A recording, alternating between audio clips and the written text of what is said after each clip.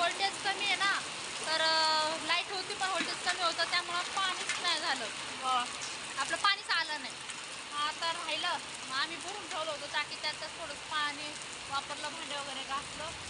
बाकीचं हे पाऊसच यायला लागले, पावसाचंच पाणी. आम्ही नाहीतरी लगेच जाणार आहे म्हणा, पण तरी पण लागतंय पाणी. बघा बघा कसं झालंय, कसा पाऊस आहे. भारी वाटतंय का? कुठं आलंय सांगा बरं आम्ही.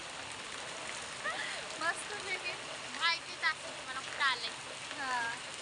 आणि दीदीचं चाललंय आपलं टाइमपास करतोय मी मस्तपैकी पावसात एन्जॉय केलं.